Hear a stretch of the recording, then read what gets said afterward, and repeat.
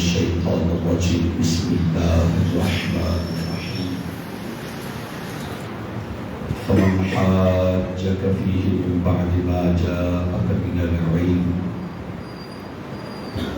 فقل تعالوا ندعو أبناءنا وأبناءكم ونساءنا ونساءكم وأنفسنا وأنفسكم ثم نبتهل فنجعل لعنة الله على الكاذبين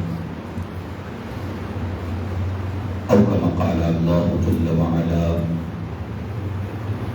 وقال النبي صلى الله عليه وسلم الحسن مني وأنا منه أو كما قال عليه الصلاة والسلام الحمد لله صدق الله مولانا العظيم وصدق رسوله النبي الكريم الأمين ونحن على ذلك لمن الشاهدين والشاكرين والمؤمنين والمطمئنين والحمد لله رب العالمين.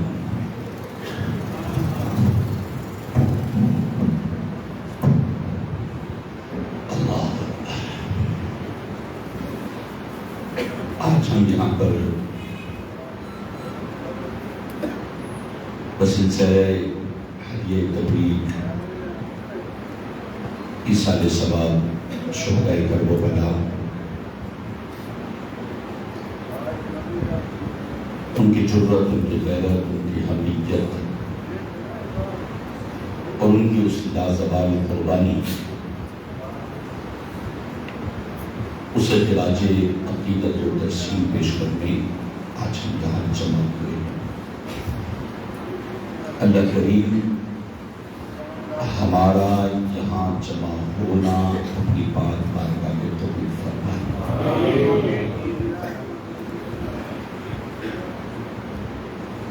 واقعہ کربلا تاریخ اسلام کے ان مشہور واقعات میں سے ہے جسے چند وجوہات کی بنا پر اللہ تبارک و تعالی نے بہت عروج دیا. اسلام میں اور بھی بڑے واقعے ہوئے، واقعات بڑے ہوئے، لیکن اس واقعے کو شہرت ملی اور ہر سال اس واقعے کے حوالے سے ہم بڑے اہتمام کے ساتھ اس واقعے کا ذکر سنتے ہیں. یقیناً یہ واقعہ حق اور باطل کی ایک بہت بڑی جنگ،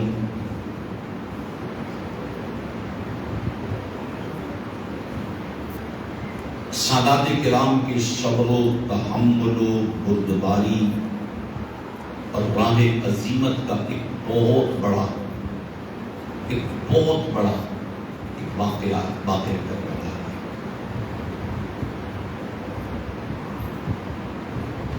ہم بچپن سے واقعہ کربلا سنتے آ رہے ہیں.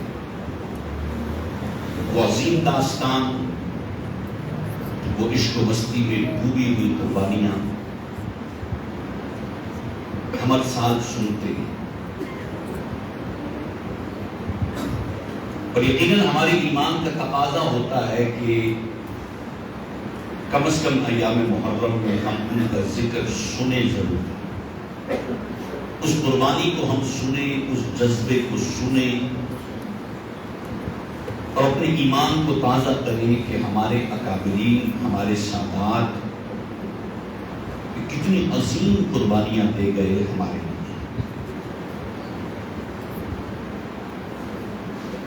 لیکن آج اس واقعہ کربلا کو وقت کی انتہائی اہم ضرورت کے پیش نظر اس اینگل سے سنتے ہیں جو اینگل آج کے دور میں ایمان جس کا مقتضی ہے، ایمان جس کا تقاضا کر رہا ہے، اس اینگل کو، اس پوائنٹ آف ویو کو سامنے رکھتے ہوئے ہم ذکر سادات کو سنیں. اولاً تو یہ بات ذہن میں رہے، ہمارے پاس سورس آف انفارمیشن، جو ہماری معلومات ہیں، اس معلومات کی جو سورسز ہیں، ان سورسز کو آپ اور میں آج ہم ابتدا میں چیک کرتے ہیں۔ ہمارے سورسز ہیں کیا؟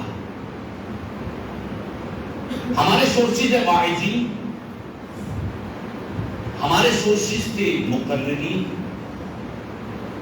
ہماری اسلامک انفارمیشن کے سورسز کو اگر آپ خود چیک کریں تو اس نتیجے پر پہنچیں گے کہ یہ سورسز کسی بھی ٹاپک سے ریلیٹڈ کمپلیٹ انفارمیشن نہیں۔ یہ بات سمجھیے گا، آج بہت الگ انداز سے چیزوں کو سمجھنا ہے۔ سورس آف انفارمیشن بہت کمال کا ہونا چاہیے، کیونکہ اس انفارمیشن پر آپ نے عقیدہ رکھنا ہے، آپ کا ایک کانسیپٹ بننا ہے، آپ نے دماغ میں کسی بھی ٹاپک سے ریلیٹڈ ایک سکیچ بنانا ہے۔ تو اس سکیچ کو بنانے کے لیے، اس کانسیپٹ کو بنانے کے لیے، اس نظریے کو بنانے کے لیے سورس آف انفارمیشن کو دیکھنا بہت ضروری ہے۔ آرمی سے ریلیٹڈ یا ہمارے سیکیورٹی اداروں سے ریلیٹڈ جو افراد گراؤنڈ میں کام کرتے ہیں وہ اس بات کو بہت اچھے سے سمجھیں گے کہ واقعہ ہوتا کچھ ہے اور معاشرے میں بڑے پلان کے ساتھ پھیلایا کسی اور اینگل سے بھی جاتا ہے۔ بہت سارے کلاس کوسچن کیے جاتے ہیں، چیزوں کو سمجھا جاتا ہے اور بڑی مشکل سے حق کی طرف اور سچائی کی طرف بندہ پہنچتا ہے۔ یہ ہمارے معاشرے کا ایک المیہ ہے۔ ہر بندہ اپنے مطلب کے مطابق واقعے کو گھڑتا ہے اور گھڑنے کے بعد اس پر کانسیپٹ بناتا ہے، اور جب فتنے کا دور، حالت یہ ہو کہ ہمارا مذہبی انفارمیشن جتنی بھی ہو ان میں میجورٹی انفارمیشن قابل اعتماد ہی نہ ہو، تو ہمیں تھوڑی دیر کے لیے صبر کرنا چاہیے، اور پڑھا لکھا طبقہ ہو تو اسے تھوڑا سا رک جانا چاہیے، سوچنا چاہیے۔ اچھا، کربلا معلّہ کے حوالے سے ایک سادہ سی مثال میں کربلا کو لے لوں۔ کربلا معلّہ کے حوالے سے ہمارے پاس سورس آف انفارمیشن کیا رہی؟ وہ کون سی سورس آف انفارمیشن تھی کہ جس کے وجہ سے ہمارے دماغ میں کربلا کا ایک سکیچ بنا؟ میرے آپ کے ہم سب کے ذہنوں میں کربلا کا ایک سکیچ بنا ہے، کربلا کا ایک تصور آیا ہے، کربلا میں کیا ہوا، ہم نے کچھ رنگ بھرے ہیں۔ اچھا، اس میں رنگ بھرنے والوں میں کچھ تو واعظین ہیں، کچھ ذاکرین ہیں، کچھ تفضیلی ہیں، کچھ رافضی ہیں، کچھ بدمذہب ہیں، کچھ لبرل ہیں۔ اپنے دماغ میں سکیچ کو دیکھیں، یہ ساروں کا مجموعہ ایک کربلا کا سکیچ بنا۔ اب جب وہ سکیچ ہمارے دماغ میں بن چکا ہے، اب اس سکیچ کو توڑنا، اسے ریویو کرنا، اسے ری چیک کرنا، اسے کراس چیک کرنا ہمارے لیے مشکل ہوتا جا رہا ہے۔ میں چل ایک ایگزامپل دوں، ہمارے یہاں بہت ساری باتیں معروف ہیں اور اس پر ہمارا کانسیپٹ بھی بنا ہوا ہے۔ اویس قرنی کا بڑا مشہور واقعہ، دانت توڑنے والا، ہر بندے کی لب زبان پر ہو کہ اویس قرنی رضی اللہ تعالیٰ عنہ نے نبی پاک صلی اللہ علیہ وسلم کی محبت میں اپنے دندان مبارک شہید کیا، سب نے سنا بھی ہوگا۔ حالانکہ جب آپ کتابیں اٹھا کے دیکھتے ہیں، یہ دانت توڑنے والا واقعہ سرے سے ہے ہی نہیں، اس کا وجود ہی نہیں۔ لیکن لبے عام اتنا ہو چکا ہے کہ اب ہمارے ہاں، ہمارے جلسوں میں، ہمارے جلوسوں میں، ہمارے کتابات میں باقاعدہ یہ واقعہ پڑھ کے آپ نے بھی سنا ہوگا، میں نے بھی بیسوں مرتبہ سنا۔ لیکن جب آپ اس واقعے کی تحقیق اور ریسرچ میں جاتے ہیں، کتابیں دیکھتے ہیں، تو یہ واقعہ کتابوں میں موجود ہی نہیں۔ ہمارے یہاں تو ہے کیلا ایجاد ہی، کیلا پیدا ہی خدا نے وش کرنے کے لیے کیا تھا، یہ بھی ہمارے یہاں عرفن بولا جاتا ہے، ایسا ہے ہی نہیں۔ یہ ہے لب عام، وہ بات کی جو حقیقت ہے ہی نہیں۔ اگلی بات، حضرت بلال، اسماء الرجال کی کتابیں اٹھا کے دیکھیں، حضرت بلال کالے نہیں تھے، سیاہ نہیں تھے حضرت بلال۔ ہمارے ہاں جو حضرت بلال کا نام لوں، آپ کے ذہن میں ٹھک کر کے اسکیچ آئے گا، بلالی حبشی، اسکیچ دماغ میں آئے گا۔ حالانکہ دنیا میں کتابیں بھری ہوئی ہیں کہ بلال حبشی، حبشہ کے ضرور تھے، حبشی نہیں تھے۔ حبشہ کا ہونا ایک الگ بات ہے، حبشی ہونا ایک الگ بات ہے۔ وہ حبشہ کے تھے، اس وجہ سے حبشی کہے گئے، لیکن ہم نے اس حبشی کو رنگ پہ لے لیا۔ ہمارے یہاں بلال کا رنگ ہی کالا ہو گیا، حالانکہ بلال کا رنگ کسی کتاب میں کالا نہیں ہے۔ حضور غوث اعظم رضی اللہ تعالیٰ نے حضرت بلال کا نقشہ جو لکھا ہے کتابوں میں، غوث پاک رضی اللہ تعالیٰ نے فرماتے ہیں حضرت بلال کا کلر گندمی تھا۔ حضور غوث پاک نے گندمی، لیکن ہمارے یہاں لب عام ہے۔ دوسرا، بلال حبشی ہے مؤذن رسول، یہ بھی بڑا معروف، نبی پاک صلی اللہ علیہ وسلم کے مؤذن، اور نبی پاک صلی اللہ علیہ وسلم ہے امام الانبیاء، حضور سے بڑا کوئی قاری ہے ہی نہیں دنیا میں قاری ہے ہی مصطفیٰ محبوب علیہ السلام، ان سے بڑھ کر نہ کوئی قاری ہے، ان سے بڑھ کر نہ کوئی حافظ ہے۔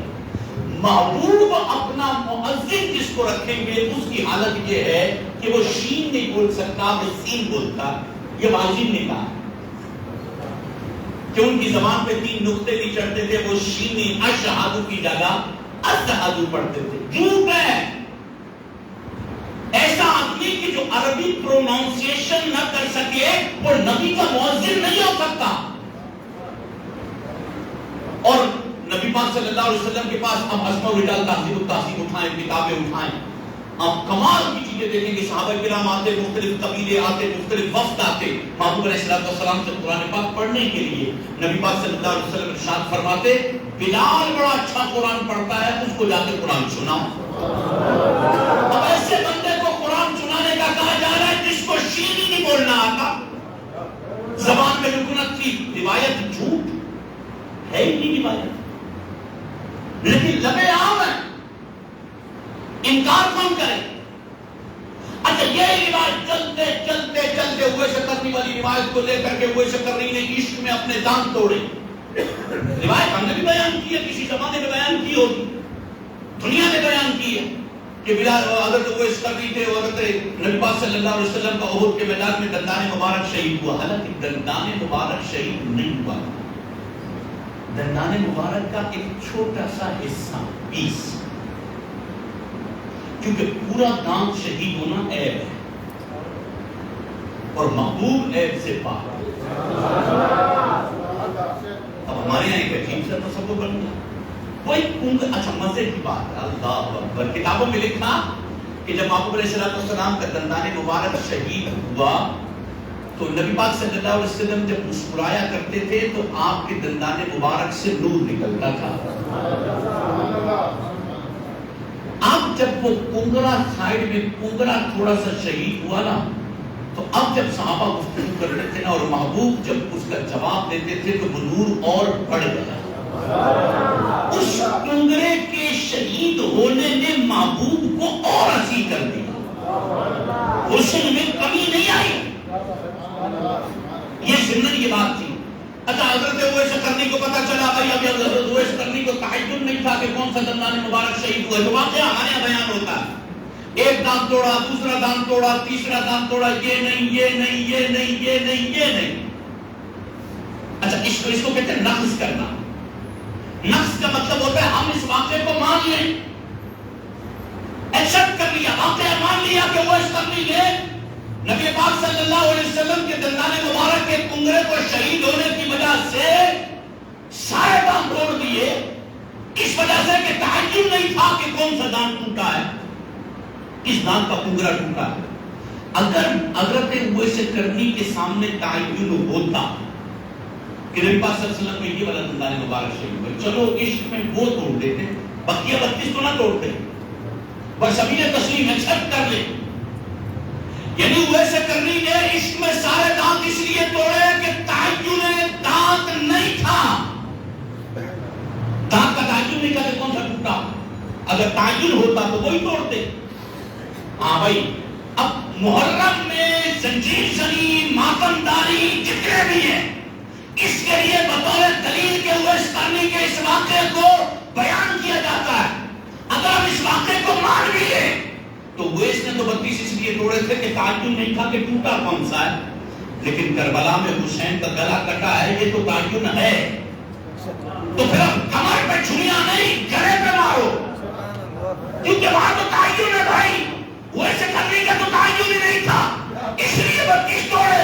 اور کربلا میں حسین کا گلا کٹا ہے، سر لوگ کے سینہ پہ چڑھا ہے، تو پھر وہی کام کرو جو کربلا میں حسین ابن علی کے ساتھ ہوا، پھر گردن کاٹو، پھر پیچھے کمر پہ سینے پہ مارنا، چبانا ڈالا۔ بابا تعین ہی نہیں ہے، تعین یہاں ہے، ادھر نہیں تھا تو 32 ہو گئے، ادھر ہو تو پھر گلا کٹے نا۔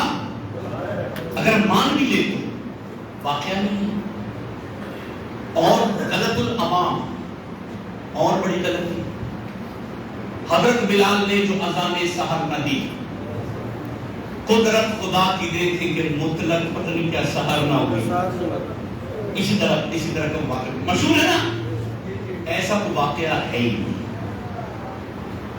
حضرت بلال کو آسان سے روک دیا، اب دیکھو غیر محسوس طریقے سے صحابہ کو کیسے ڈیگریڈ کیا جاتا اور کیسے واقع گھڑے جاتے کہ حضرت بلال جو ہے وہ اشہادو نہیں پڑھ سکتے تھے، اشہادو کرتے تھے، تو صحابہ نے حضرت بلال کی اذان پہ اعتراض کیا، تو نبی پاک نے فرمایا ٹھیک ہے بلال اذان نہیں تو دوسرے تھے تو سب نے اذانیں دی، صبح نہیں ہوئی، اب سارے حیران ہیں صبح نہیں ہوئی، پھر حضرت بلال کو کہا گیا، حضرت بلال نے اذان دی تو صبح ہوگی۔ یہ واقعہ سنا قوالیوں میں، منقبتوں میں، جلسوں میں، یہ واقعہ ہے، حالانکہ اس واقعے کا حقیقت سے تعلق ہی نہیں۔ یہ میں نے آپ کو چند چھوٹی چھوٹی ایگزامپلز دی، واقعات کا تعلق اور اس کی ریئلٹی کو سمجھنا یہ بہت بڑا کام ہے۔ کربلا معلّہ ایک ایسا عظیم معرکہ ہے، اچھا جو چیز جتنی عظیم ہونا اس کے خلاف شر بھی اتنا ہی بڑا ہوتا ہے۔ کربلا اتنی عظیم تھی، کربلا کا معرکہ، کربلا کی قربانی اتنی بڑی قربانی تھی کہ اس قربانی کے بعد اس کربلا کو اتنا توڑا، فلسفی بنا دیا، اس کو ایسی ہسٹری بنا دی کہ آدمی پڑھتا ہے، پڑھا لکھا آدمی پڑھتا ہے، سر پکڑ کے بیٹھ جاتا ہے، یا اللہ یہ ہوا کیا؟ اور نتیجہ یہ نکلتا ہے کہ آج ہمارے ذہنوں میں ایک سکیچ بنا ہوا ہے۔ چند ایک ایگزامپل میں بارہا کے نیچے میں فلموں میں بھی دیتا ہوں، اس کو ہمارے اپنے واعظین نے بھی بیان کیا، دوسروں نے بھی بیان کیا، لیکن خدا کے لیے آج کے یہاں جو آئے ہیں نا، اب چیز کی ریئلٹی اور حقیقت کو سمجھیے گا۔ کربلا میں جو بیان ہوا، جتنا بیان ہوا، میجورٹی وہ سارا بیان کرنے والے خود یزیدی ہیں، رافضی، تفضیلی، جنہوں نے واقعہ کربلا بیان۔ آج میں اور آپ ہم یہاں پر بیٹھے ہوئے واقعہ کربلا بیان کرتے اور واقعہ کربلا بیان کر کے ہم دمادم اس کے واقعات کو بیان کر کے لوگوں کو رلاتے، وہ کربلا کی اہمیت اپنی جگہ پر، لیکن مسئلہ یہ ہے کہ ہم مجھ سے اور آپ سے پڑھ کر سیدوں کا چاہنے والا تو خود غوث اعظم ہے۔ غوث اعظم سے پوچھا گیا واقعہ کربلا، آپ نے فرمایا واقعہ کربلا حق، حسین حق پر، یزید باطل، تفصیل مجہول۔ امام علی مقام رضی اللہ تعالیٰ عنہ اپنے گھوڑے سے، اپنی سواری سے نیچے گرے، شمر سینے پر سوار ہوا۔ اب جب سینے پر سوار ہوا تو امام علی مقام نے شمر کے سینے پہ دیکھے تو کوڑ کے داغ ہے، یہ بھی سنا ہوگا، کوڑ کے داغ ہے۔ تب امام حسین نے کہا تھا کہ سچ کہا تھا میرے نانا جان نے کہ کوڑی کتا ہے جو میری اہل بیت کے خون میں منہ ڈالتا ہے، شمر کو تو یہ میرا سر اس وقت قلم کرنا جب میرا سر سجدے میں۔ یہ پورے لفظ یاد ہے۔ اچھا یہ میں نے بھی سنا ہے، آپ نے بھی سنا ہے.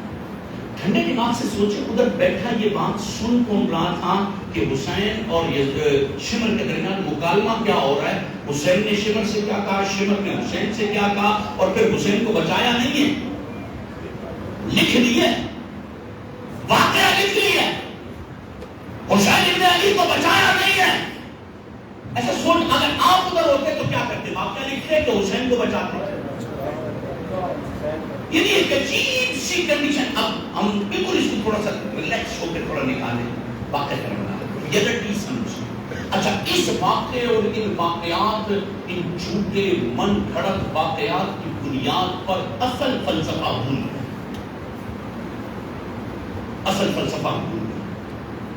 اچھا میرے اور آپ کے نزدیک جب بھی محرم کا ذکر آتا ہے، جب امام علی مقام کا ذکر آتا ہے، تو بس فقط شہد ایک کربلا کا واقعہ حسین ابن علی کے اس پر یاد آتا ہے. اس کے علاوہ کربلا کو ہٹا دے، مارکا کربلا ہٹا دیا. کیوں؟ کیونکہ میں بارہا یہ بات کہتا ہوں کہ حسین اپنے مقام میں کربلا کا محتاج نہیں ہے. ٹھیک ہے، اس میں تو کوئی بات ہی نہیں، دو رائے نہیں. کربلا نہ بھی ہوتی تب بھی حسین حسین ہے. اچھا کربلا نے حسین کو بڑا نہیں کیا، بلکہ حسین نے کربلا کو بڑا کیا. یہ بات بالکل کلیئر. حسین اپنے مقام و مرتبے کے تعین کے لیے، اپنی رفعت و عروج کے لیے کربلا کا محتاج نہیں ہے، کربلا حسین کا محتاج ہے. یہ بنیادی سی بات ہے. کربلا تو بہت چھوٹی سی چیز ہے، حسین ابن علی کچھ اور ہی چیز ہے، ان کا مقام و مرتبہ ہی کچھ اور ہے. اچھا وہ جو اصل فلسفہ تھا وہ رہ گیا پیچھے سے. غم، سوگ، گریہ، یہ ساری چیزیں ہمارے ماحول پہ، محرم کے ماحول پہ غالب ہیں. نتیجتاً اب جب بھی محرم کا چاند نظر آتا ہے تو سوگ کا سا سما تو ہے. حسین کے مقام، مرتبے، جرت، ان کے مرتبے کا، اس کا ذکر ہمارے یہاں بہت کم، ان کی مظلومیت اور مجبوریت کا ذکر زیادہ ہے. اس کا مطلب یہ ہوا کہ ہم کربلا کے معاملے میں جو اصل ٹریک تھا نا، اس ٹریک پر اب ہم نہیں. ایک میجورٹی ہماری بڑی معذرت کے ساتھ، ورنہ بیان میں بھی بڑا زبردست قسم کا 5 علمدار پر اور یہ کربلا اور یہ اس پر بیان ہوتے ہیں، میں بھی کرتا ہوں، کرتے ہیں بیان. لیکن اس بیان کے کرنے میں، ان واقعات کو بیان کرنے میں جو ریئلٹی ہے وہ کہیں چھوٹ گئی. اب آئیے آج کے اس ہم اجتماع میں قرآن کریم فرقان حمید کی سورہ آل عمران. پہلے سمجھے حسین کیا ہے. حسین ابن علی ہے. قرآن کریم فرقان حمید میں ہے نبی پاک صلی اللہ علیہ وسلم ہجرت کر کے مکہ مکرمہ سے مدینہ کے دیوار ہے. یہود و نصارہ آ کے محبوب علیہ السلام سے مختلف قسم کے سوالات کرتے تھے، مختلف سوالات آپ سے کیے جاتے تھے. نبی پاک صلی اللہ علیہ وسلم ان سوالات کے جوابات شامل کرتے. اب یہاں یہ چیز بڑی قابل توجہ ہے میرے لیے، آپ کے لیے. آج ہم ایک لیکچر ٹائپ سن رہے ہیں، خطاب میں ایک لیکچر سا ہے، جیسے کالج میں، یونیورسٹی میں یا مدرسے میں، جامعہ میں ایک لیکچر ہوتا ہے، ایک تقیم ہوتی ہے، تدریس ہوتی ہے. اس اینگل سے گفتگو کے مختلف انداز ہوتے ہیں. ایک گفتگو کا انداز ہوتا ہے مکالمہ. میں آپ سے، آپ مجھ سے کسی بھی موضوع پر گفتگو کرتے ہیں، لیکن مکالمے کے لیے شرط ہے علم. علم ہوگا تو مکالمہ. تبادلہ خیال ہوگا تو تبادلہ خیال وداؤٹ نالج مکالمہ ہو نہیں سکتا. ایک جنرلی سی بات ہے، مکالمہ ہوتا ہے علم کی بنیاد. سیکنڈ سٹیپ اس کا آتا ہے مناظرہ. مکالمہ ہوتا ہے کہ میں آپ کے پوائنٹ آف ویو سے متفق ہوں، آپ میرے پوائنٹ آف ویو سے متفق ہیں، تفصیل میں تھوڑی سی وضاحت ہے، آپ مجھے دلائل دے رہے، میں آپ کے دلائل دے رہا ہوں، میں مان رہا ہوں پوائنٹ آف ویو. اب یہ ہے مکالمہ. اس کی ڈیٹیل بتاؤ، اس کی تشریح بتاؤ، اس کی وضاحت، اس کو کہتے ہیں مکالمہ. دوسرا ہوتا ہے مناظرہ. مناظرہ یہ ہوتا ہے کہ آپ میرا پوائنٹ آف ویو نہیں مانتے، میں آپ کا پوائنٹ آف ویو نہیں مانتا، آپ اپنے پوائنٹ آف ویو پر دلائل دیں گے، میں اپنے پوائنٹ آف ویو پر دلائل دوں، اور جب حق واضح ہو جائے تو جب حق واضح ہو جائے تو پھر دونوں حق کو قبول کر لے، اس کو کہتے ہیں مناظرہ۔ مناظرے سے اوپر کا درجہ ہوتا ہے، اسے کہتے ہیں مجادلہ۔ مجادلے کا مطلب یہ ہوتا ہے کہ ہم بیٹھے ہی لڑنے کے لیے، نہ آپ نے میری ماننی ہے نہ میں نے آپ کی ماننی ہے، باتیں کر کر آ کے ہم نے صرف لڑائی کرنی ہے، اس کے علاوہ اور کچھ نہیں۔ اس کو کہتے ہیں مجادلہ، جدل سے، لڑائی سے۔ پہلا ہے مکالمہ، اس کے بعد ہے مناظرہ، اس کے بعد ہے مجادلہ، جدل سے لڑنا، اور اس سے اگلا ہے مباہلہ۔ مباہلہ یہ کہتے ہیں کہ میں آپ کو دلائل دے رہا ہوں، آپ مجھے دے رہے ہیں، نہ میری بات آپ کو سمجھ آ رہی ہے نہ آپ کی بات مجھے سمجھ آ رہی ہے، کوئی صورت بھی نہیں ہے کہ ریئلٹی سمجھ میں آ جائے، پھر ہوتا ہے مباہلہ۔ اور مباہلے کا مطلب یہ ہوتا ہے کہ آپ میرے لیے بد دعا کرو، میں آپ کے لیے بد دعا کروں، دونوں مل کے بد دعا کریں کہ یا اللہ ہم میں سے جو سچا ہے وہ بچے اور جو جھوٹا ہے وہ مر جائے، اللہ کی لعنت ہو اس جھوٹے۔ اس کو کہتے ہیں مباہلہ۔ اب بات سمجھیے گا، ریئلٹی سمجھیے گا۔ نبی پاک صلی اللہ علیہ وسلم نجران کے نصارہ کو دلائل دے رہے ہیں، گفتگو ہو رہی ہے، سوالات جوابات ہو رہے ہیں، مکالمہ ہوا، پھر مناظرہ بھی ہوا، مجادلے بھی ہوئے، نہ ماننے کی انتہا ہو گئے۔ اب نبی پاک صلی اللہ علیہ وسلم کو پروردگار عالم نے ارشاد فرمایا، جب یہ گفتگو چلتی رہی تو پروردگار عالم نے ارشاد فرمایا کہ جب تمہاری بات یہ لوگ نہیں مان رہے نا تو میرے محبوب آپ ان سے کہہ دیجئے کہ اب اپنے بچے بلاؤ، ندعو ابناءنا و ابناءکم، اب ہم نے مباہلہ کرنا ہے، تم اپنے بیٹے بلاؤ، ہم اپنے بیٹے بلاتے ہیں، ندعو ابناءنا و ابناءکم و نساءنا و نساءکم، تم اپنے بیٹے بلاؤ، ہم اپنے بیٹے بلاتے ہیں، تم اپنی عورتوں کو بلاؤ، ہم اپنی عورتوں کو بلاتے ہیں، تم اپنی جان کو لے کر آؤ، ہم بھی اپنی جان لے کر آتے ہیں، ثم نبتہل، پھر ہم مباہلہ کرتے ہیں، تم ہمارے لیے بد دعا کرو، ہم تمہارے لیے کریں گے۔ نصارہ نے قبول کر لیا، ٹھیک ہے، مقام طے ہوا، اور یہ وہ مقام ہے کہ جس مقام پہ جا کے امام علی مقام رضی اللہ تعالیٰ نے امام حسین اتنے چھوٹے ہیں کہ محبوب نے گود میں اٹھائے، اتنے چھوٹے ہیں، اور امام حسن چلنا آتا ہے، محبوب کا دامن پکڑ کے چل رہے ہیں، چھوٹے بچے ہیں لیکن چل رہے ہیں۔ سیدہ زہرا پاک آئیں، امام حسن کو لیا، امام حسین کو لیا، مولا علی، اب محبوب علیہ السلام پیچھے سیدہ زہرا پاک، اس طرف امام حسن دامن پکڑے ہوئے، اور نبی علیہ السلام کی گود میں حسین ابن علی، اور ساتھ حسین مولا کائنات مولا مشرق۔ اب یہ قافلہ چل رہا ہے نجران کے ساتھ مباہلہ کرنے کا۔ اس کا بڑا پس منظر ہے، بڑا ہی الگ پس منظر۔ جیسے وہاں پر پہنچے تو ان کی چمک کو دیکھ کر، ان کے چہروں کو دیکھ کر نجران کے بڑے بڑے لوگوں نے کہا خدا کا واسطہ ہے ان لوگوں سے مباہلہ نہیں کرنا، اگر ان لوگوں نے کسی کے لیے بد دعا دے دی ان کی نسلیں ختم ہو جائیں، نہیں کرنا۔ اور جیسے محبوب ادھر گئے تو محبوب علیہ السلام کے روح زیبا کو دیکھا تو ان نجران کے ان نصارہ نے، ان یہودیوں نے کہا کہ انہوں نے نصران کے ان یہودیوں نصارہ نے انہوں نے کہا کہ نہیں، ہم آپ سے مباہلہ نہیں کریں، آپ جو کہتے ہیں ہمیں قبول ہے، بس آپ ہمارے لیے بد دعا نہیں کریں۔ نبی علیہ السلام کے چہرے پہ، امام حسن کے چہرے پہ، امام حسین کے چہرے پہ، مولا علی کے چہرے پر، سیدہ زہرا پاک کے چہرے پر وہ جلالت تھی کہ تاریخ نے وہ جلالت کبھی نہیں دیکھی تھی.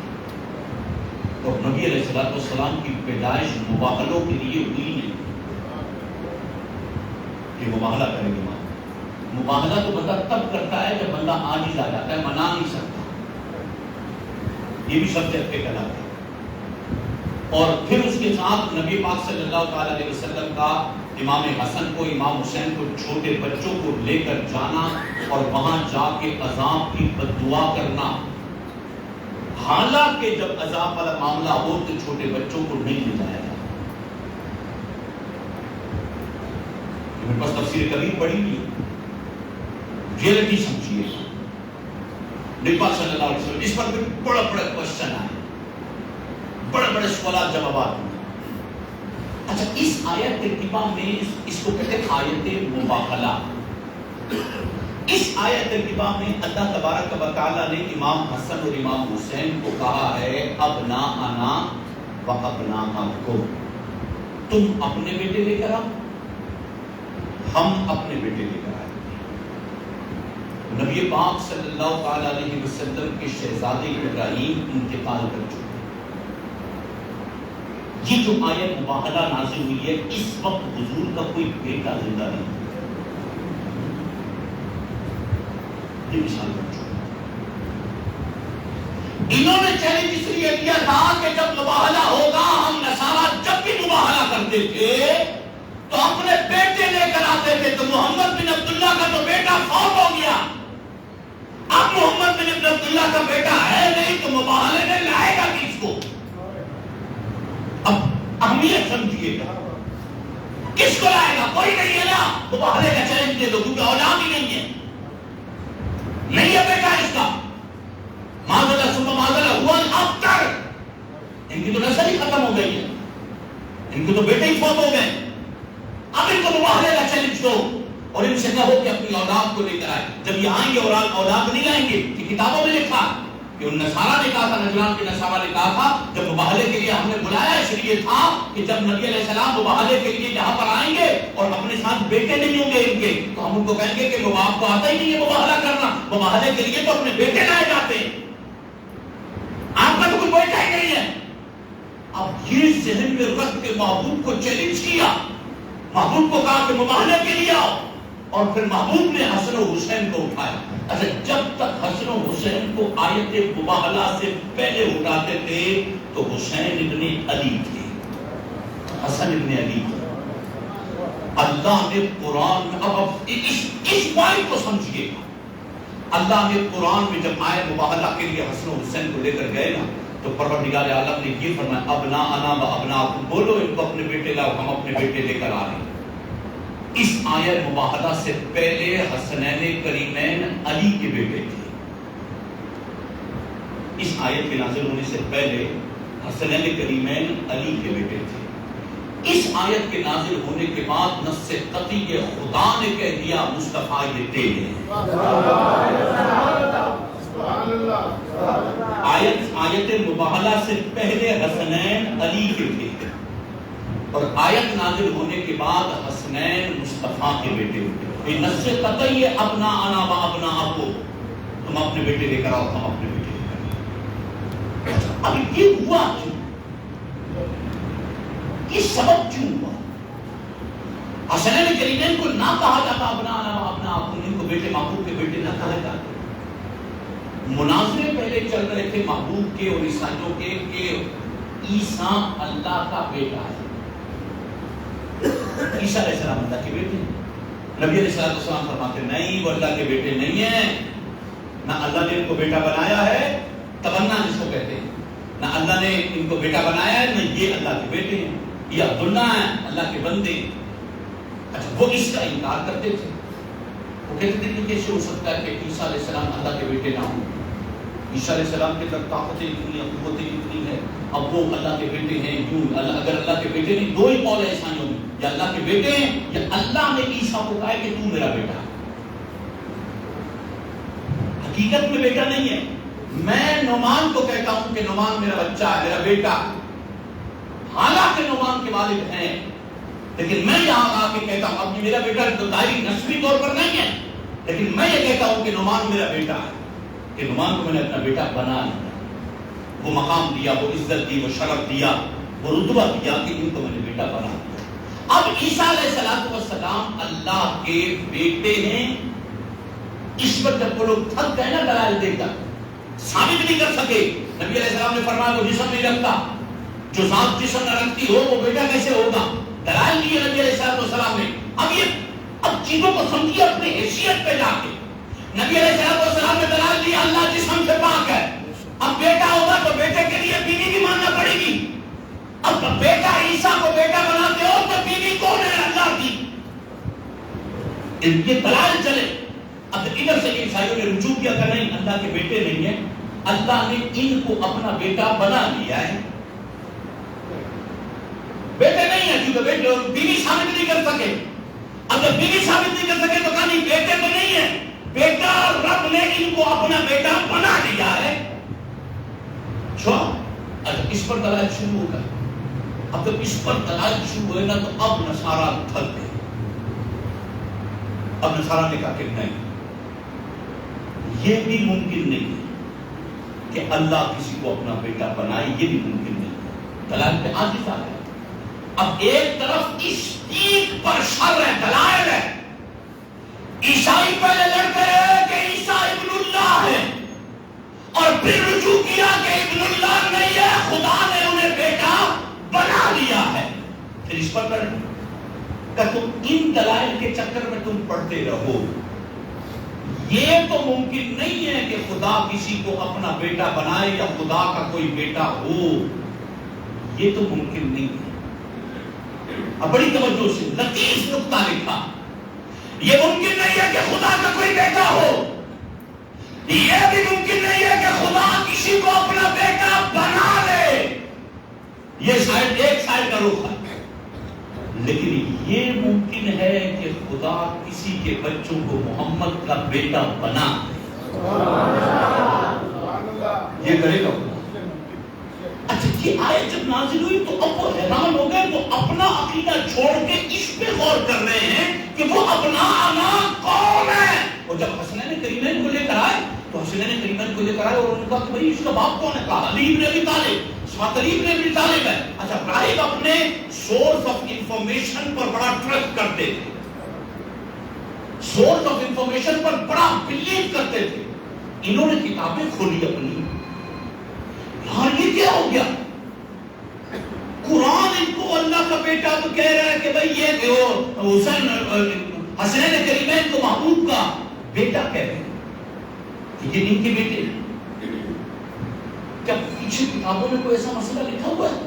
آسمانی کتابوں میں یہ اپنے سورس آف انفارمیشن پر بڑا ٹرسٹ کرتے ہیں، انہوں نے پرانی کتابیں اٹھائیں۔ اب جب پرانی کتابیں اٹھائیں نا تو پرانی کتابوں میں مباہلے کا ذکر موجود تھا، ایک ایسا زمانہ آئے گا جب آخری نبی مباہلہ کرے گا، اور جب آخری نبی مباہلہ کرے گا تو حالت یہ ہوگی کہ نصارہ ہوں گے، اور نصارہ کو یہ پراؤڈ ہوگا کہ وہ آخری نبی کے اولاد نہیں ہے، اور خدا پروردگار عالم اپنی قدرت کاملہ سے علی کے بیٹوں کو مصطفیٰ کا بیٹا بنا دے گا۔ یہ پرانی کتابوں میں لکھا۔ اب یہاں یہ ٹاپک ہے اصل۔ اچھا اس پر آ کے انہوں نے کہا ٹھیک ہے ہم مبالغہ نہیں کرتے، جزیہ لے لیتے ہیں، جزیہ لے لیا۔ نبی علیہ السلام جلال میں آئے، نبی علیہ السلام نے فرمایا یہودیوں کو جزیرہ عرب سے نکال دو، جزیرہ عرب میں کوئی یہودی نہیں ہونا چاہیے۔ یہ دو بات، ایک جزیرہ عرب میں کوئی یہودی نہ ہو، اور دوسری بات یہ کہ یہ ہوا کیسے کہ حسین ابن علی اور حسن ابن علی یہ بیٹے ہیں مصطفیٰ کے۔ نبی علیہ السلام کے اب یہ مقام، امام علی مقام کا، امام حسن کا، امام حسین کا کربلا اور زہر والے واقعے کے علاوہ بھی تو کوئی مقام ہے نا؟ صرف یہی واقعہ ہے کہ زہر دیا گیا اور کربلا میں شہادتیں ہو گئی، اس کے علاوہ حسین ابن علی کیا ہے، یا اس کے علاوہ امام حسن کیا ہے؟ اس واقعے کی نظر کر کے ہم نے ایک غمگین پرسنالٹی، ایک مظلوم پرسنالٹی بنا دیا حسین ابن علی کو، اس سے علاوہ تو کچھ کیا ہی نہیں ہم نے۔ جیسی ہوا تھی، جیسے راکٹ چلاتے رہے، جیسے وائٹ چلاتے رہے، اور سورس آف انفارمیشن ہماری اتنی ہلکی تھی، اتھینٹک رہی نہیں، وہ اسکیچ بالکل عجیب سا بن گیا، اب یہ کنڈیشن بالکل عجیب ہوگی اور اصل پس منظر ہم بھول گئے۔ ٹاپک یہ ہے کہ حسین اور حسن یہ بیٹے حضور کے بنے تھے، پہلا سوال یہ ہے۔ اور دوسرا سوال یہ ہے کہ دنیا میں جتنے سید تھے نا، میجورٹی شہید ہو گئے تھے۔ کربلا میں 2 سید بچے تھے مرد، جن سے اولاد مصطفیٰ چلے گئے۔ ایک جس کا نام ہم نے نہ سنا نہ ہمارا اس کی طرف شغف، کیونکہ دشمن کی نہیں تھی، یہ واقعہ ذکر کرنے والوں کی نہیں تھی، تو میری اور آپ کی بھی نہیں تھی، سنیوں کی بھی نہیں تھی۔ بڑے وہ کہ جن سے نسل مصطفیٰ چلی ہے، اس ہستی کا نام ہے امام حسن مصنع بن حسن۔ امام حسن کا بیٹا امام حسن مصنع جو کربلا میں زخمی ہو گیا، یہ بڑے تھے۔ ان سے چھوٹے تھے امام سجاد۔ امام حسن کا ایک بیٹا بچا اور امام حسین کے ایک بیٹے بچے، اور دنیا میں پھر ان 2 سے خدا نے مصطفیٰ کی نسل کو چلایا ہے، ان 2 سے۔ ہم نے پھر امام حسن مصنع والا ذکر تو کیا، وہ تو ذکر ہوا ہی نہیں نا، وہ تو اچھا امام حسن مصنع کو کربلا میں ہم نے نہ لائے، نہ ان کا ذکر ہوا ہے، نہ ان کا کوئی کنڈیشن ہوئی ہے کہ زخمی کیسے ہوئے، قریب والے قبیلے والے آ گئے، حسن مصنع کو آ کے لے کر چلے گئے، وہیں پر وہ بڑے ہوئے، وہیں پر شادی ہوئی، وہیں سے پھر ان کی نسل چلی۔ حسن ہی ہے نا دنیا میں، دنیا میں حسن تو کدھر سے چلے، نسل کہاں سے چلی؟ کوئی تو ہے نا کہ جس سے نسل حسن چلی ہے، تو وہ حسن مصنع ہے۔ اور ہم نے فقط ایک ہی دیکھا ہے کہ امام سجاد کربلا میں بچ گئے، وہ حسینی تھے، یہ حسنی تھے، ان دونوں سے چلی۔ سورہ کوثر کی تفسیر یہ 2 بندے، یہ بڑا علمی نکتہ آپ کو بتاؤں۔ اِنَّا أَعْطَيْنَاكَ الْكَوْثَرَ، ہم نے آپ کو نہ ختم ہونے والی اولاد دی، نہ ختم ہونے والی اولاد دی۔ سیدہ زہرا پاک سے اولاد ہوئی، حسن حسین محسن۔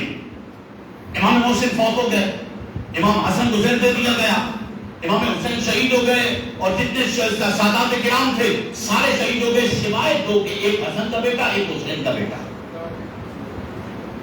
پوری دنیا کے اندر نسل مصطفیٰ کو خدا نے چلایا ان 2 شہزادوں سے۔ یہ پورا ایک سبجیکٹ ہے، اس پورے سبجیکٹ کو یہ 2 ہستیاں تفسیر کوثر ہے۔ یہ بڑا ٹاپک ہے، بہت امپورٹنٹ سبجیکٹ ہے، لیکن آپ اس کو رکھیں ادھر آ جائیں کہ ابناءنا و ابناءکم، یہ ہمارے بیٹے ہیں، تم اپنے بیٹے لے کر آؤ، ہم اپنے بیٹے لے کر آتے، 3 کو بیٹا بنایا۔ اس آیت طیبہ کے اس لفظ کی متعدد تفاسیر کی گئی ہیں۔ اس لفظ کی بنیاد پر مفسرین نے لکھا ہے کہ حسن و حسین کا مرتبہ خدا جانے، لفظ نہیں آ سکتا، کوئی ایسا واقعہ، کوئی لفظ نہیں آ سکتا، کیونکہ خدا نے علی کے بیٹوں کو نبی کا بیٹا کہا۔ یہ ہوتا ہے کمال اختیار خدا، کمال اختیار خدا۔ ہو بیٹا نعمان کا، ہو بیٹا کسی اور کا، اور میں بول دوں اور خدا بولے تو خدا کبھی جھوٹ نہیں کرتا۔ خدا نے جو کہا وہ حق کہا، سچ کہا۔ لگاؤ اپنی عقل، بیٹا ہے علی کا، بیٹا ہے زہرا پاک کا، زہرا پاک شہزادی ہے مصطفیٰ کی، مولا علی سے نکاح ہوا، حسن حسین پیدا ہوئے، امام حسن ابن علی، امام حسین ابن علی، بلدیت کے خانے میں حسن حسین کے کیا آئے گا؟ علی ابن ابی طالب۔ قرآن کہتا ہے نہیں،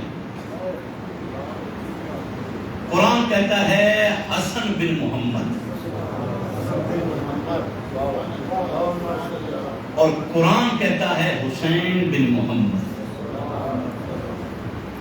اب تھوڑی دیر کے لیے سوچیں، حسن بن محمد، حسین بن محمد، مسئلہ بھی حل ہو گیا، تانا بھی ختم ہو گیا، خدا نے اپنی قدرت کاملہ سے علی اور فاطمہ کے بیٹوں کو مصطفیٰ کا بیٹا بنا دیا. ان کے مقام و مرتبے کے لیے اتنا ہی کافی. 1,24,000 انبیاء مرسلین آئے، کسی کی اولاد کو دوسرے کی طرح. مجھے اور آپ کو حکم ہے، آپ بچہ ایڈاپٹ کریں نا، ودیت کے خانے میں آپ کسی کا نام نہیں دے سکتے. بیٹا اسی کا ہے جس کا ہے، لیکن ان کو خدا نے مصطفیٰ کے شہزادے بنا دیا. خدا کی طاقت کا خدا جس کو جو چاہے بنا دے. ان کے مقام و مرتبے کے لیے اب اس کے بعد دو چیزیں، جب ان کو بنا دیا نا کہ ابناءنا و ابناءکم کے ساتھ امام حسن امام حسین داخل ہیں، اب حدیث بھی سمجھ میں آئی. ابناءنا و ابناءکم، بچہ یا تو ماں پہ جاتا ہے یا باپ پہ جاتا ہے. ٹھیک ہے، بچہ یا ماں پہ جائے گا یا باپ پہ جائے گا. حسن حسین یا تو علی پر جائیں یا زہرا پاک پر جائیں. پوری دنیا سے حدیث کا ذخیرہ اکٹھا کر دو. حسین ناف سے اوپر، امام حسن کے بارے میں کہ ناف سے اوپر جو ہے وہ نبی کی مثل تھے، ان میں نبی کی چھلک آتی تھی، اور ناف سے نیچے حسین مصطفیٰ کی مثل تھی، یعنی مصطفیٰ کے مشابہت آتی تھی. محبوب کا مثل تو کوئی نہیں، لیکن مشابہت جھلک آتی تھی. اچھا، بیٹا ہو زہرا پاک کا، بیٹا ہو علی کا، اور جھلک اس میں آئے مصطفیٰ کی. یہ بھی بڑی عجیب سی بات ہے. اچھا، ایسا ہوا نبیوں میں سے کسی ایک کی اولاد کے ساتھ نہیں ہے. اچھا، امام الانبیاء ہے، کمال ہے. اور پھر اس کے بعد اگلی حدیث مشابہت بھی بتا دی کہ ناف سے اوپر ایک بچے کی مشابہت ہے مصطفیٰ سے، اور ناف سے نیچے ایک بچے کی مشابہت. اب چھوڑ دیں یہ شیعہ سنی فساد، یہ ساری لڑائیاں آپ چھوڑ دیں. خدا کے لیے ان پھٹوں سے ہٹ کر ہمیں تو ٹرک کی بتی کے پیچھے لگا دیا، بے ادبیاں گستاخیاں کر کے یہ باتیں، یہ روایتیں، یہ فلانا، یہ دماغ، یہ مظلومیت، اور یہ اس کے علاوہ تو سیدوں کے لیے کچھ بیان کیا ہی نہیں ہے. اس سے ہٹ کر بھی سید کا کوئی مقام ہے. جب جھوٹی روایتیں، من گھڑت روایتیں، رافضیوں کی روایتیں، تفسیریوں کی روایتیں پڑھ پڑھ کے سن کے ہم روتے رہے، ہمارے دماغوں میں اسکیچ بن گئے. خدا کے لیے کہیں توہین نہ ہو جائے، کہیں جھوٹ نہ ہو جائے، کہیں ایسا نہ ہو کہ سید الشہداء امام حسین رضی اللہ تعالیٰ عنہ نہ جانے کیا طوفان بدتمیزی ہے ان کی ذات اقدس پر. یعنی اتنی بڑی قربانی دینے کے بعد بھی ان کو ایسا مختلف فی بنا دیا ہے اس ہستی کو کہ سمجھ نہیں آ رہی کرے کیا. یعنی ہماری اپنی کتابوں میں، اردو کی کتابوں میں، عربی کی کتابوں میں ذاکرین نے، واعظین نے کتنی ضربے ماری تھی. 13 ضربوں میں سر سید والا کاٹا. کتنی ضربوں میں؟ 13 ضربوں میں سر سید والا کاٹا. کون کتے کا بچہ تھا کہ وہ 13 ضربے تو گر رہا تھا، جا کے ہاتھ نہیں ہوتا. یہ سننے میں تو وہ آیا 13 ضربوں میں سر سید والا کاٹا. یہ بھی بیان کر دیا 72 نیزے بھی لگ گئے، 72 تلواریں بھی لگ گئی، اتنے زخم بھی لگ گئے. اچھا، حسین ابن علی کے جسم پر زخم گنے کس نے؟ 72 یہ تیر کے، 72 تلوار کے، 72 بھالے کے، 72 گنے کس نے؟ اس لاش کی اتنی بے حرمتی کی ہوگی کہ کسی نے زخم گنے ہوں گے. کون سا کربلا یار، یہ کون سا واقعہ؟ ہم اصل میں عادی ہو چکے کرب کے، دکھ کے، ایسے واقعات ہوں جو جس کے اندر، حالانکہ سنیوں کے اندر بالکل کلیئر ہے، ہم سیدوں کی فضیلت بیان ضرور کریں، بے ادبی نہیں کریں. آج تک کبھی بھی سنیوں کے ممبروں پر سید زادیوں کی چادریں اترنے والی روایتیں نہیں سنی ہوں گی آپ نے، ایسا ہوا بھی نہیں ہے. لیکن ہسٹری ہے نا، سورس آف انفارمیشن رافضی ہیں. ہمارے کربلا کے حوالے سے سورس آف انفارمیشن تفصیلی، تاریخی، محدثین، مؤرخین ہیں. محدثین اور مفسرین تو ہے ہی نہیں، اولیاء تو ہے ہی نہیں. لہذا اب تھوڑا سا سید ذاتوں کو ان کی اپنی حیثیت کے اعتبار سے ان کے مقام، ایک تو یہ ہوا کہ مشابہت ہو گئی، ٹھیک ہے، مشابہت ہو گئی. دوسرا نبی پاک علیہ الصلوۃ والسلام نے فرمایا الحسین منی و انا من الحسین، انا منہ انا من الحسین، دو مختلف لفظ ہیں. حسین مجھ سے ہے اور میں.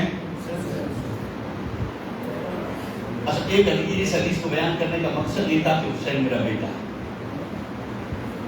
بیٹا باپ سے ہے، یعنی اس کو یوں سمجھے جب بھی کوئی بندہ باپ بنتا ہے، جب بھی کوئی بندہ باپ بنتا ہے تو جب تک اولاد نہ ہو تو بندہ باپ بنتا ہے. اولاد ہوگی تو بندہ باپ بنے گا نا، اور اولاد نہیں ہے تو بندہ باپ بن جائے، ہو نہیں سکتا نا، کبھی بھی نہیں ہو سکتا.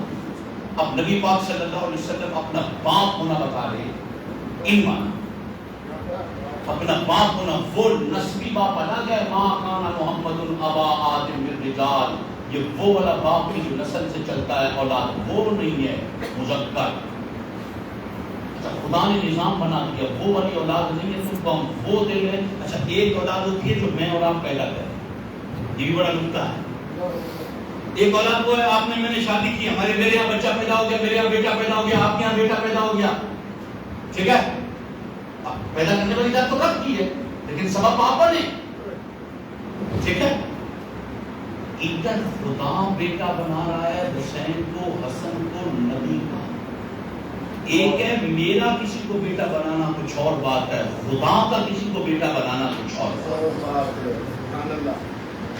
اس مقام و مرتبے کو دیکھیں تو حسین ابن علی اور امام حسن کا جو مقام ہے نا، یہ عقلوں میں آ نہیں سکتا. اچھا یہ اس مقام کو کہا ہے کہ یہ ایسا مقام ہے جس مقام پر کچھ جا کے گمراہ ہو جائیں گے، کچھ جا کے ہدایت پائیں گے. یہ حسین اور حسن یہ تلوار کی دھار ہے.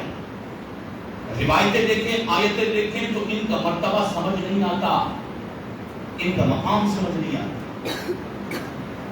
بالکل بھی سمجھ نہیں آتا. فرعون ہے جو مقام جو مرتبہ. اچھا ہم نے تو یہ مظلومیت میں انتہا کر دی، اور حقیقت یہ ہے کہ کائنات کا بادشاہ کوثر، یہ میں کل بھی ایک جگہ بیان میں کہہ رہا تھا حسین ابن علی. اچھا کبھی ہم نے سنا، کبھی آپ نے سنا راسیوں سے، تفسیریوں سے، کسی سے سنا کہ کربلا میں حسین کو پیاس لگی تھی؟ کبھی سنا کربلا میں حسین کو پیاس لگی؟ نہیں لگی. یہ شاہ ولی اللہ مودی دہلوی نے بڑا پیارا جملہ لکھا ہے، فرمایا کربلا میں حسین کو پیاس نہیں لگی تھی. سمجھے؟ کربلا میں حسین کو پیاس نہیں لگی تھی. کیوں؟ کیونکہ حسین خود کوثر، حسین خود کوثر. اب پھر آگے کوثر اور زمزم میں فرق ہے. کوثر اور زمزم میں، اچھا اب زمزم آپ نے پیا ہے؟ میں نے بھی بہت پیا. زمزم پینے کے بعد پیاس لگتی ہے؟ ہاں ابھی پیا، گھنٹے بعد پھر پیوں گا، اس کے بعد پھر پیاس لگے گی، پیوں گا، پھر پیوں گا، پھر پیوں گا. زمزم پینے کے بعد ایسا نہیں ہے کہ پیاس کی طلب پانی کی طلب ختم ہو جاتی ہے، پھر دھوپ لگے پھر پانی پی لیں گے. یہ ہے فرق زمزم اور کوثر وہ ہوتی ہے جس کو پینے کے بعد پھر کبھی پیاس لگے گی نہیں. کوثر کیا ہے؟ جس کو پینے کے بعد پیاس نہیں لگے گی. اچھا کوثر ہے جنت کی نہروں کا پانی.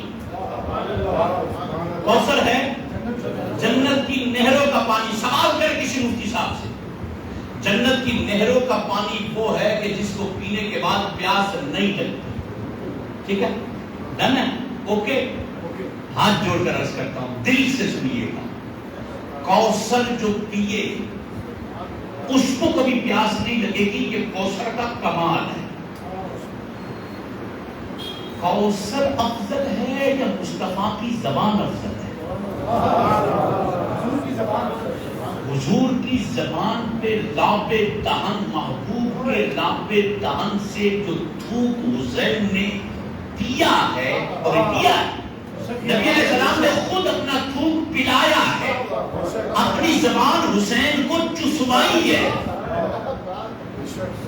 اب کوثر کو پیے تو پیاس نہ لگے، محبوب کے نام کو پیے، محبوب کے دودھ کو پیے، محبوب کی زبان چوس لے، اس کو پیاس لگے گی؟ اگلا سوال، پانی کو کبھی پیاس لگی ہے؟ کبھی پانی کو پیاس لگی ہے؟ پانی کا کام ہے سیراب کرنا، خود سیراب ہے ہی ہے، کیونکہ اس کا وجود ہی سیراب ہے، یہ جدھر جاتا ہے ادھر سیراب کر دیتا ہے. حسین ابن علی، دیکھے نا، ان آگے کا کل کوثر سے مراد اولاد رسول ہے، اولاد رسول میں حسین ہے نا، اس کا مطلب حسین بھی کوثر ہے. تو حسین لوگوں کی پیاس بجھائے گا، حسین کی پیاس کوئی نہیں بجھا سکتا، کیونکہ حسین کو پیاس ہے ہی نہیں. ٹھیک ہے، اسی لیے شاعر نے کہا تھا پیاسا حسین کو کہوں اتنا تو بے ادب نہیں.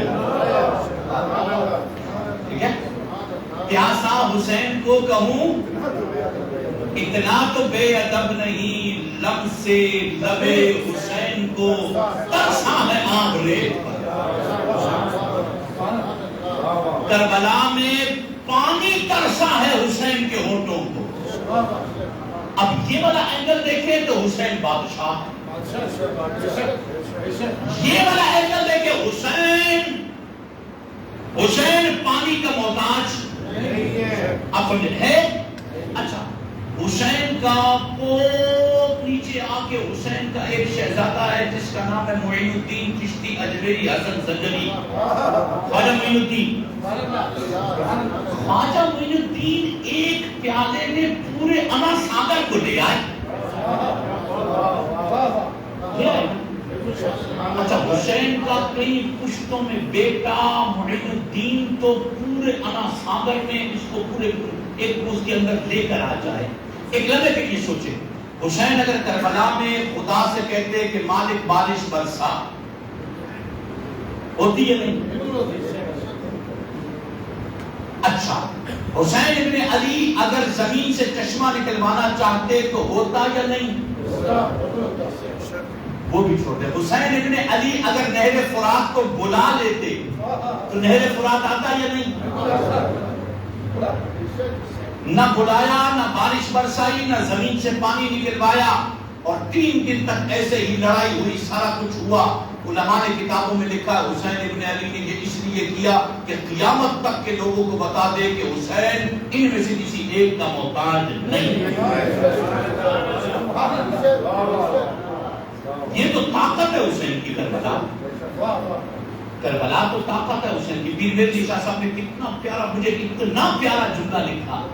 پیر مہدی شاہ صاحب رحمۃ اللہ علیہ، پیر مہدی شاہ صاحب فرماتے ہیں انسان کے وجود کے ناخن کو جو حیثیت ہے وہ امت میں حسین کو ہے.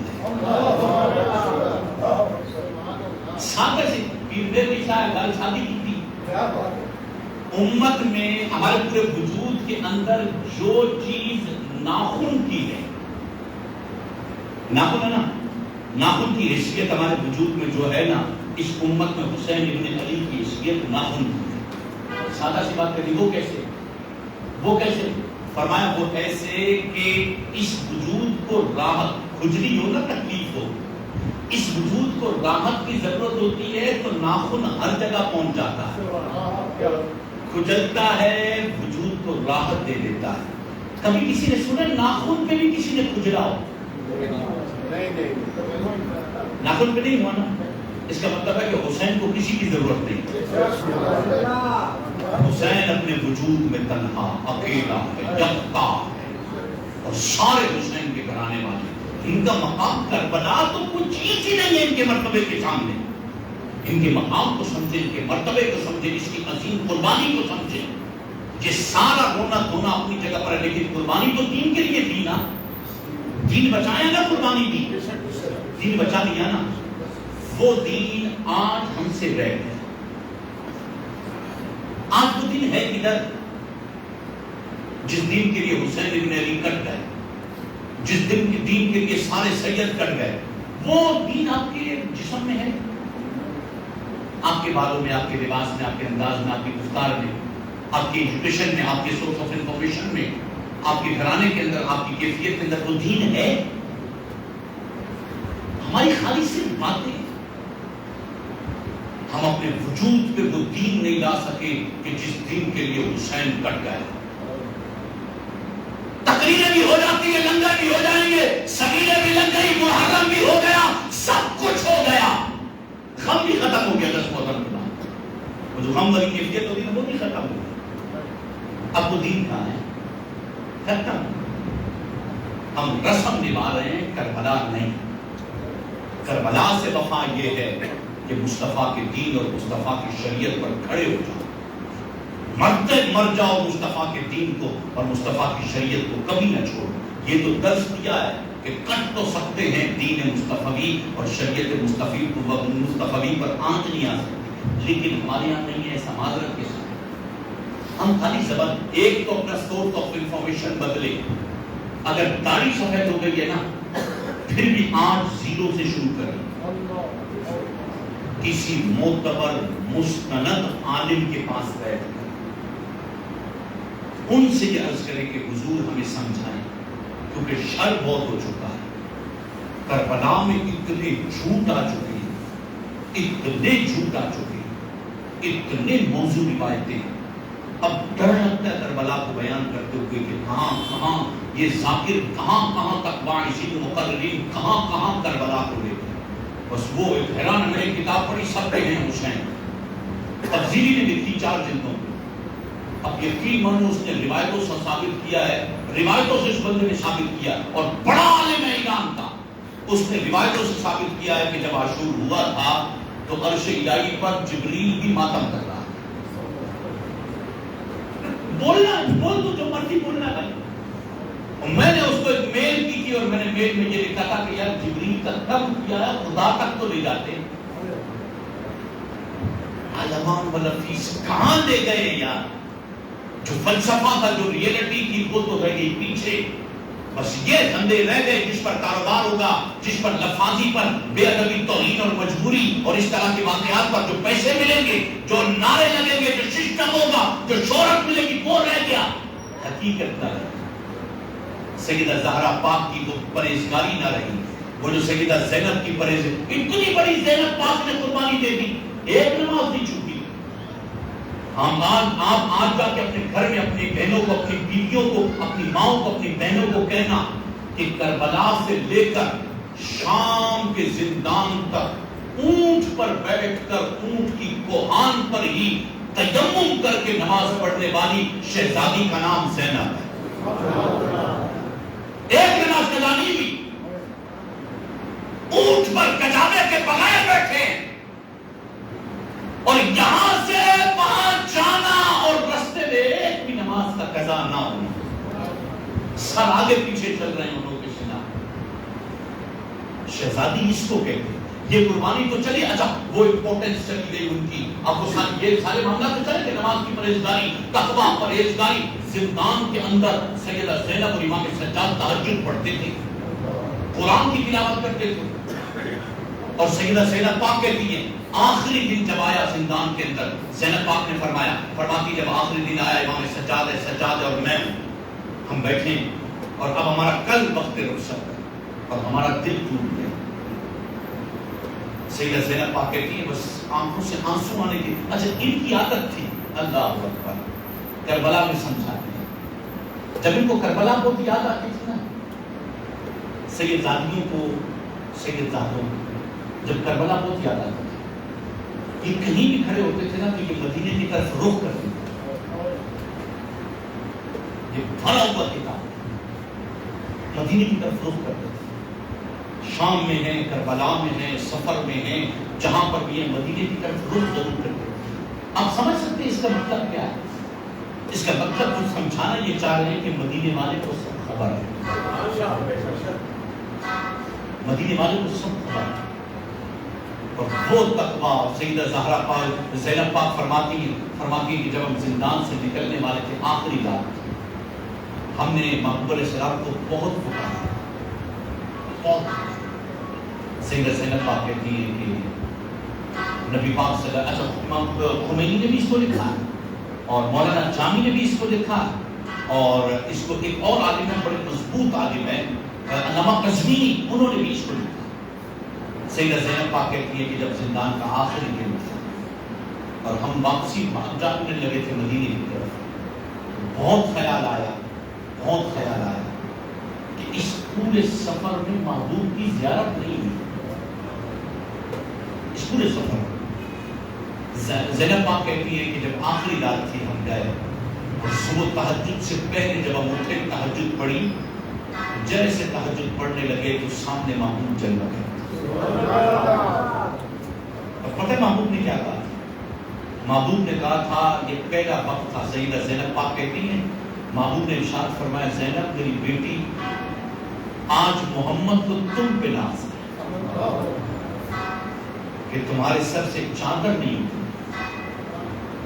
خمینی نے بھی لکھا، اس کا مطلب ہے کہ زندان تک زینب کی چادر نہیں ہوتی۔ اور ہم نے بعضوں میں کیا تقریریں کرا کے دنیا کو ٹرک کی بتی کے پیچھے لگایا، لمان والا پیس کہ ایسے سے چادریں اتر گئی ہیں، فلانا اتر گئی۔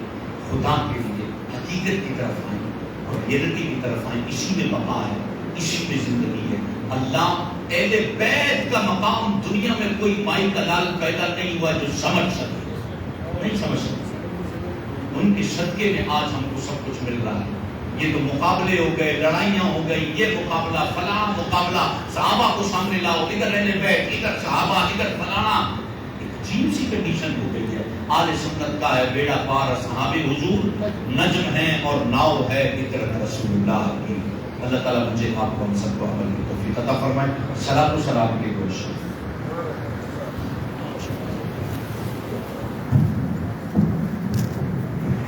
مصطفیٰ